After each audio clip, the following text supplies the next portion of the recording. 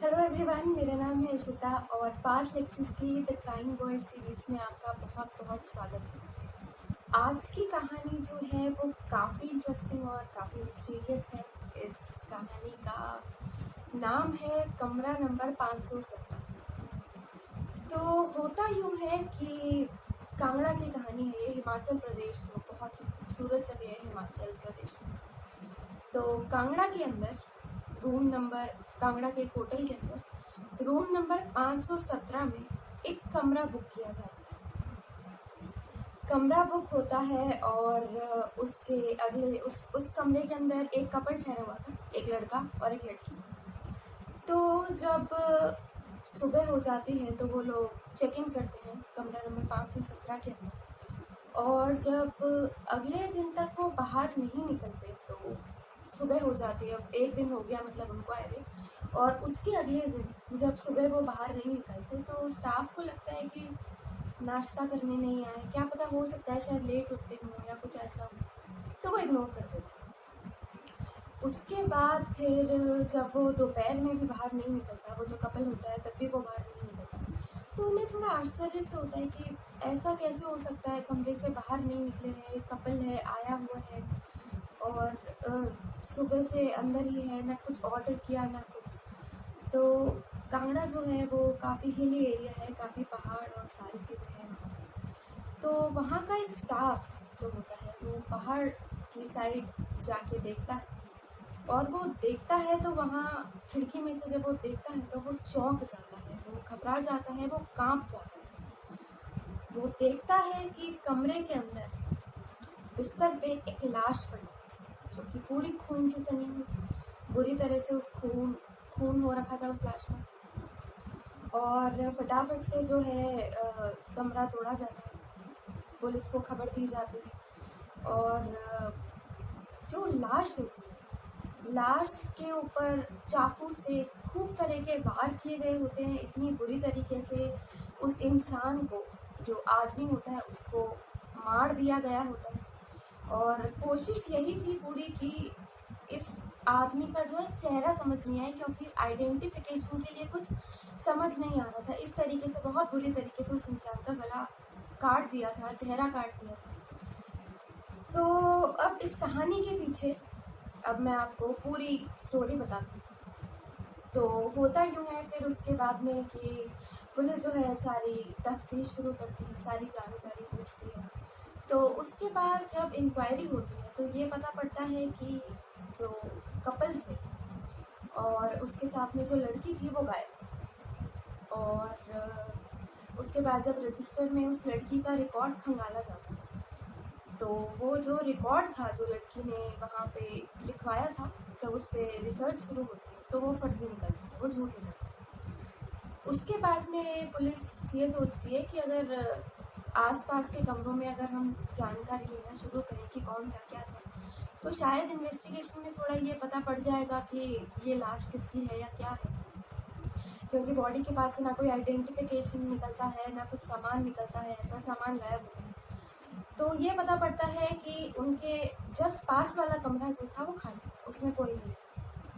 अच्छा, फिर जब 517 जो कमरा है उसके सामने ही एक कमरा होता है 516, तो उसमें ये पता पड़ता है कि उस कमरे के अंदर दो लड़के थे, दो 35-40 साल के दो लड़के ठहरे। तो रजिस्टर में उनके रिकॉर्ड भी खंगाले जाते हैं। तो जब देखा जाता है तो वो नाम और वो एड्रेस जो उन्होंने दे रखा था, वो एड्रेस दिल्ली का दे रखा था और वो एड्रेस भी फर्जी था। तो पुलिस को लगता है कि कोई ना कोई इन दोनों के बीच में लिंक है। पर पुलिस कंटिन्यूस सिचुएशन में ढूंढ रही थी, सब कुछ खंगालने की कोशिश कर रही थी। इस दौरान वो न्यूज़पेपर में ऐड दे रही थी और मीडिया के ऊपर इसका सारा वो कह रही थी कि उनको एक लाश मिली है जिसका आइडेंटिफिकेशन काफ़ी मुश्किल हो रहा है। तो किसी को अगर ये मिलता है कि ये क्या है तो आप प्लीज़ उनसे कॉन्टैक्ट करने की कोशिश करें। अब 15 दिन निकल जाते हैं। 2011 का ये केस, 14-15 फरवरी, वैलेंटाइंस डे का टाइम। तो ये सारा समय निकल जाता है, पुलिस के हाथ में कुछ नहीं आता है। 15 दिन निकल जाते हैं। 16वें दिन के अंदर सारी न्यूज़ देख के जो उस डेड बॉडी की जो फैमिली होती है वो पुलिस से कांटेक्ट करती है और वो कांगड़ा आती है। हिमाचल प्रदेश आती है और वो फैमिली पंजाब की रहने वाली है। तो वो कांगड़ा आती है, वो डेड बॉडी देख के उनके भाई जो हैं आइडेंटिफाई करते हैं, पहचानते हैं कि ये जो लाश है वो सुरेंद्र पाल जो था वो दिल्ली के अंदर एक टैक्सी ड्राइवर का काम करता था, ट्रैवल एजेंसी का काम करता था। और उनकी बीवी नरेंद्र कौर जो थी वो वहीं पंजाब में उनके ससुराल में रहती। तो अब जब सारी तफ्तीश शुरू हो रही थी तो पुलिस, हिमाचल प्रदेश की पुलिस ने, कांगड़ा की पुलिस ने एक काम बहुत अच्छा किया था कि उसने सारे आसपास के जितने भी नंबर थे, जितने भी कॉन्टैक्ट नंबर थे, उन्होंने उसकी सारी डिटेल्स खंगालनी शुरू कर दी। अब जैसे ही उन्होंने सारी के सारे नंबर्स की डिटेल खंगालनी शुरू करी तो पहले उन्होंने बहुत सारे नंबर को ज़ीरो इन किया। पहले 50 नंबर को ज़ीरो इन किया, फिर 12 नंबर को ज़ीरो इन किया, और फिर एक नंबर जो ऐसा था जिसके ऊपर पुलिस की नज़र ठहर गई। उसके अंदर काफ़ी सारे ऐसे कॉल्स थे जो पर्टिकुलरली केवल 14 और 15 फरवरी को ही किए गए। तो पुलिस जब वो नंबर उनकी फैमिली को दिखाती है कि आप क्या इसको पहचानते हैं कि ये नंबर किसका है, क्या है, तो जो सुरेंद्र पाल की फैमिली थी वो चौंक जाती है, क्योंकि वो नंबर जो था वो नरेंद्र कौर का था, जो कि सुरेंद्र पाल की पत्नी थी। तो यहाँ हैरत कर देने वाली बात थी और पुलिस का सीधा शक जाते हैं उनकी बीवी नरेंद्र कौर। तो उस समय पे जब सारी की सारी जब इन्वेस्टिगेशन शुरू होती है तो ये पता पड़ता है कि जो नरेंद्र कौर थी वो 14 और 15 तारीख को पंजाब में थी ही, और उनकी फैमिली भी हैरान हो जाती है सुरेंद्र पाल की कि ये देखकर कि सुरेंद्र पाल को तो दिल्ली में होना चाहिए था क्योंकि उसका सारा काम वही है, तो वो हिमाचल प्रदेश कांगड़ा में क्या कर रहा था। अब जब ये सारी चीज़ें सामने आ गई तो सारी इन्वेस्टिगेशन करने के लिए, सारे प्रूफ इकट्ठे करने के लिए नरेंद्र कौर जो कि सुरेंद्र पाल की पत्नी थी, उसको लेके आया जाता है कांगड़ा। अब होटल भी इतना बड़ा नहीं था कांगड़ा में, तो सीसीटीवी फुटेज वगैरह कुछ थी नहीं, सीसीटीवी कैमरा नहीं था। तो जैसे ही नरेंद्र कौर को कांगड़ा लेके आया जाता है तो होटल का स्टाफ एक बार में पहचान लेता है कि हाँ ये तो वही औरत थी जो उस शख्स के साथ एक दिन पहले आकर रुकी थी।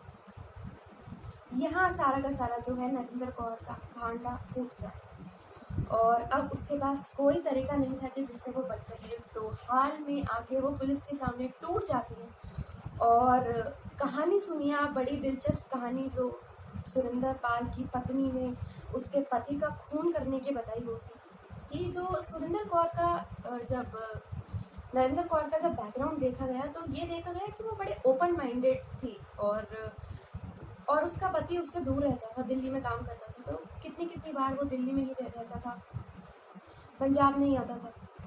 तो इसी बीच में जो सुरेंद्र कौर की पत्नी थी नरेंद्र कौर, सुरेंद्र पाल की पत्नी थी नरेंद्र कौर, उसको उसके पड़ोसी जगदीश नाम का पड़ोसी था उनका, उससे नरेंद्र को इश्क हो जाता है। जो सुरेंद्र पाल की पत्नी थी नरेंद्र कौर, उनको इश्क हो जाता है उसके ही पड़ोसी जगदीश से। अब यहाँ तक भी ठीक थी बात। उसके थोड़े टाइम बाद जो नरेंद्र है, जो सुरेंद्र पाल की पत्नी थी, उसको एक और दूसरे उसके कॉलोनी के जो एक आदमी था जिसका नाम भूपेंद्र था, उससे भी इश्क हो जाता है, उससे भी वो प्यार कर बैठती। तो और सबसे हैरानी की बात अब यहाँ ये देखिए कि जगदीश को ये मालूम था और भूपेंद्र को भी ये मालूम था कि वो दोनों से प्यार करती है और उन दोनों को इस बात से कोई तकलीफ नहीं। और जो नरेंद्र कौर थी वो जगदीश और भूपेंद्र दोनों से प्यार करती थी, दोनों को पसंद करती। इसके बाद जब सारी इंक्वायरी हुई, सारी की सारी इन्वेस्टिगेशन हुई तो पता ये पड़ा कॉलोनी में काफ़ी लोगों ने उन दोनों को साथ में देखा था। और जैसा कि हम सबको पता है कि ऐसी बातें छुपाई नहीं सकती, तो सारी बातें सामने आ गई। उसके बाद में जब ये बात सुरेंद्र पाल को पता पड़ी तो वो दिल्ली से पंजाब अपनी बीवी को समझाया, टोका, खूब गुस्सा किया और उसको यही बोला कि इसका घर से बाहर निकलना बंद कर दो और ये सारी चीज़ें। तो नरेंद्र कौर को बड़ा गुस्सा आया कि ऐसे कैसे मुझ पर पाबंदी लगा रहा है, खुद तो यहाँ रहता नहीं है और मेरे साथ इस तरीके की हरकत कर रहा है। उसके बाद जो नरेंद्र कौर है उसने उन दोनों आशिक, अपने दोनों आशिक जो कि जगदीश और भूपेंद्र, उसके साथ में मिलकर ये प्लान किया कि अगर ये बीच में रहेगा तो ये तो कबाब में हड्डी बन जाएगा और हम मिल नहीं पाएंगे। तो वो ये प्लान करती है कि इसको हम रास्ते से हटा दें। यहाँ देखिए वो सारी प्लानिंग करती है अपने दोनों आशिक के साथ मिलकर, और ये प्लान होता है कि इसको हम कांगड़ा लेके जाएंगे ताकि किसी को हम पे शक ना हो। और वो अपने पति को बोलती है, नरेंद्र कौर सुरेंद्र पाल को बोलती है, जो कि उसका पति था, कि मुझे अब मेरी सारी गलतियों का पश्चाताप है और मैं अब एक नई ज़िंदगी शुरू करना चाहती हूँ। तो उसके लिए मैं भगवान से मन्नत मांगती हूँ और तुम्हें मेरे साथ एक बार कांगड़ा चलना पड़ेगा। वहाँ पे बहुत बड़ा मंदिर है और वहाँ पे मंदिर में जाके हम भगवान से प्रार्थना करेंगे और अब उसके बाद हम हमारी ज़िंदगी की नई शुरुआत करेंगे, मैं सुधर जाऊँगी। पति को अच्छा लगा कि चलो उसकी बीवी नई ज़िंदगी शुरू करना चाहती है, सब कुछ अच्छा है, सब कुछ ठीक हो जाएगा। पर उसको ये नहीं मालूम था कि शायद कांगड़ा जाना उसकी सबसे बड़ी गलती होगी और उसकी ज़िंदगी का आखिरी समय। तो वो दिल्ली से सीधा कांगड़ा आता है और पंजाब से नरेंद्र कौर जो है कांगड़ा पहुँचती है। होटल के अंदर कमरा भी 517 नंबर का जो कमरा था वो नरेंद्र कौर ने ही बुक किया, पर गलत नाम से और गलत एड्रेस के साथ। और उसी के साथ में कमरा नंबर 516 जो है अपने दोनों आशिकों के लिए नरेंद्र कौर ने ही बुक करना था ताकि उसको ख़त्म कर सके। पहुँचते हैं ये लोग, कांगड़ा पहुँचते हैं तो अपने पति के साथ वो चेक इन करती है और उसके बाद में और उसके दोनों आशिक भी 516 नंबर कमरा में चेक इन करते हैं। और नरेंद्र कौर जो है वो पानी लाती है और उसके अंदर जो है वो नींद की दवाइयाँ मिला देती हैं और कुछ ऐसे पदार्थ मिला देती हैं जिससे कि जो सुरेंद्र पाल है उसको होश ना आए। उसके बाद में ये सारी कहानी होती है, उसको पिला दिया जाता है, वो बेहोश हो जाता है, उसको कोई होश नहीं रहता। और उसके बाद छुपके से वो जाती है 516 नंबर कमरे में से अपने दोनों आशिक जगदीश और भूपेंद्र को बुलाती है कमरे में। वो चाकू निकालते हैं और बेदर्दी से एक पत्नी अपने ही पति का गला काट देती है, उसका खात्मा कर देती है अपने दोनों आशिक के साथ। और उसके बाद में और फिर जो पत्नी थी वो वहाँ से निकल जाती है, गायब हो जाती है। और उसी के बाद में जो उसके दोनों आशिक थे वो भी वहाँ से गायब हो जाते हैं। ये सारा कन्फेशन जब नरेंद्र कौर खुद बताती है पुलिस को, जब वो टूट जाती है, उसका भांडा फूट जाता है।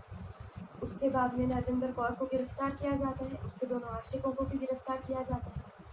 अभी ये मामला कोर्ट में है, अभी भी चल रहा है। तो तीनों लोगों को अरेस्ट किया जा चुका है और ये सारी चीज़ें जानकर उनके परिवार वाले आश्चर्य में पड़ जाते हैं, उनको समझ नहीं आता, उन्होंने अपना बेटा खो दिया इस चक्कर में। और तीनों लोग अब जेल में हैं, कोर्ट में ये मामला चल रहा है।